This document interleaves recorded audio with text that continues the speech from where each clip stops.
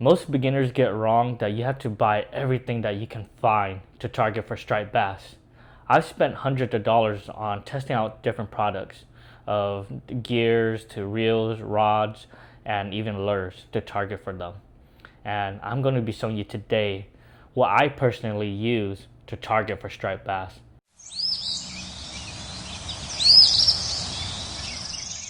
Today I'm not out on the water, as I'm going to be showing you all the gears that I use so that it could provide you a better idea of what you could get to improve your chances of catching any striped bass. I'm only going to be going over the lures that I use while out actively fishing for striped bass. I'm not going to be going over for any saltwater gear or even any bait and weight type of gears. These are the exact lures that I have been using over the years to catch striped bass.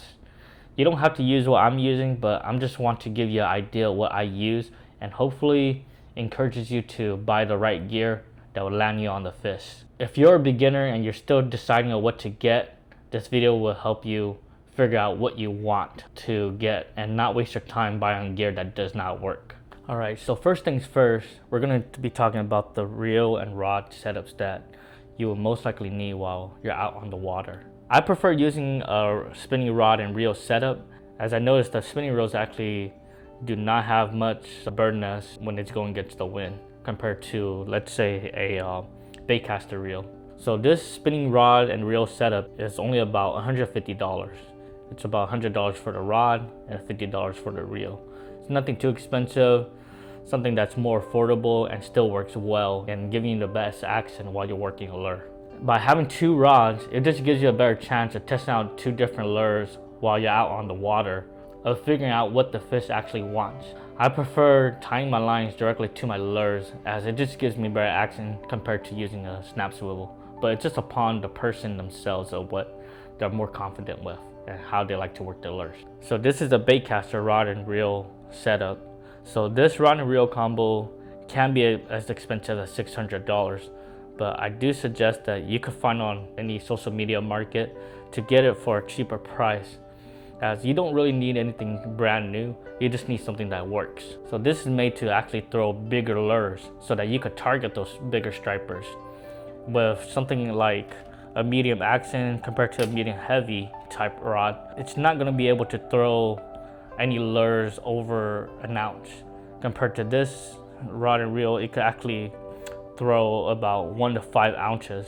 It's not that you're not going to be able to catch any larger stripers on the spinning rod and reel setup. It's just that you're just going to be less likely of throwing any bigger lures to catch those bigger fish. If you're throwing smaller lures, then you're going to be getting a variety of smaller and bigger fish.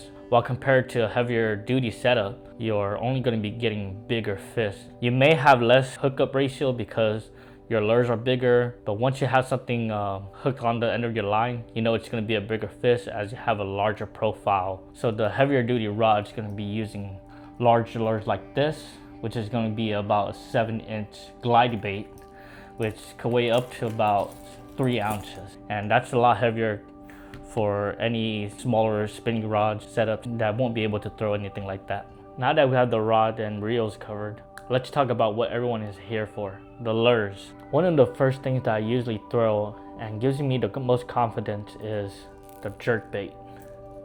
And there's so many variations of the jerk baits of many brands. I say just pick with something that you're confident with, of what you like using.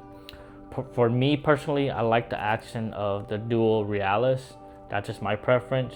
There's so many types of brands out there that you could pick from, as they're less expensive compared to many other type of jerkbait brands out there. They're a little bit more economical and they have great action, which is why I like using them. The colors that I like to use is more of a neopearl white to a bone color. As I'm fishing those early morning bites in the dark, they actually give off a little bit more color for the stripers to see and to be able to target them. And as I fish and as the sun starts to come out and there's more light, I try to transition to a more natural color, such as a ghost minnow color. By transitioning to more of a natural color, the stripers just react a little bit better. You do kind of want to match what they're feeding on. I realized that the jerkbaits work a little better when there's a windier condition out. And they're aggressively feeding on these jerkbaits as it looks more natural in the water. And they're chasing them all the way up to the shore. So just expect for that, as they are following the lure all the way toward the shore, and you might even get a hook right there and then. So the technique of using jerkbaits, you do have to play around with the jerking motion. It could be a hard jerk to small jerks in between, and figure out what kind of action they want as you're jerking the jerkbait.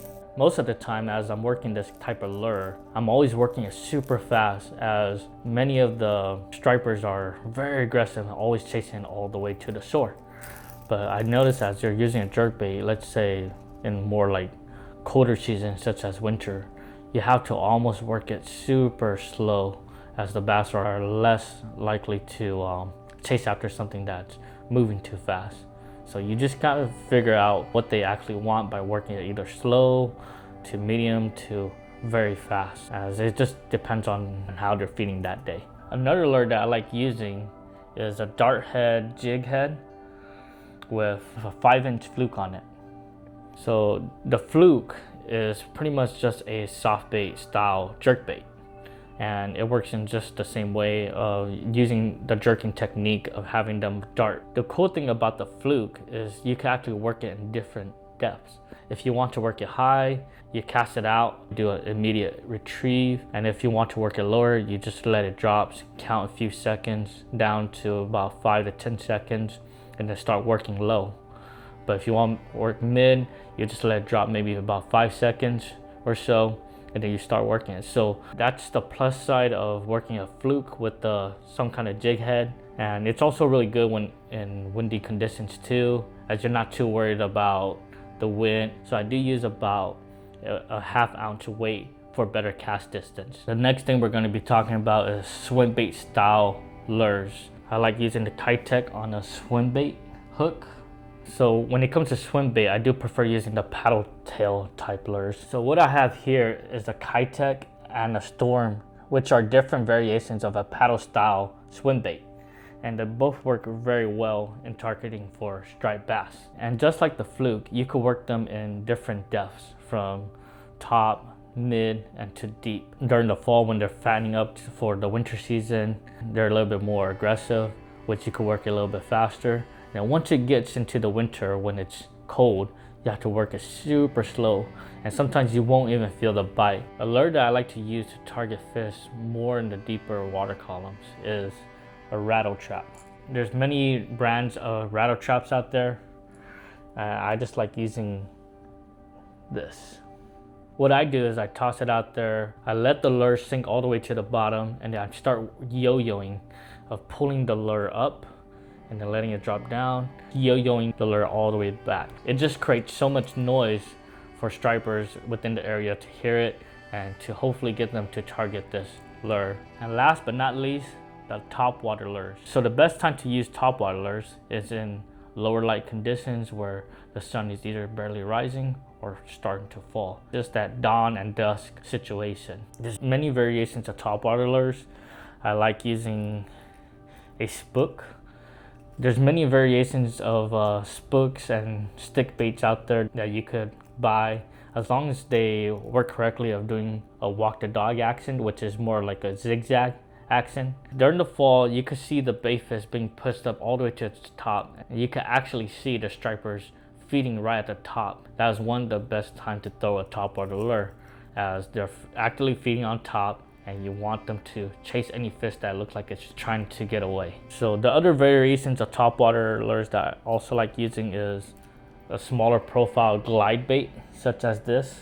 This type of smaller profile glide bait does a very good job of doing a 180 turn. It looks so natural in the water, like a bait fish that's just slowly swimming away. And here I have another type of topwater lure. This is known as a S-waver. It's worked similar to the glide bait that I showed you earlier. And you just kind of work it almost kind of like a swim bait, just doing a small or fast turns. It gives a really good action of swimming side to side. If you're still deciding on what to tie while being out on the water, just know that you want to stick with something that you're most confident with, as you're more comfortable working certain type of lures a little bit better than others, As long as you build that confidence, stick with the one you have the most confidence with. And then if you're not getting your bites, then switch. I hope this video makes striper fishing a little less overwhelming. Remember, the gear doesn't catch the fish. It's the angler who uses them in the correct way, and the correct technique of using them catches the fish. Just know that even if you're out on the water, you may not catch a fish the first time. It's learning how to actually use the lures effectively that you start to learn that the action that's required in attracting the attention of the striper to react to that bait. If you found this video helpful, I appreciate it if you could hit the like button. It helps many anglers who are just getting started, and I hope it spreads out there so that they all could see it as well. If you want to see how these lures are being used out on the water, make sure to watch my videos here so that you can see how I catch these stripers.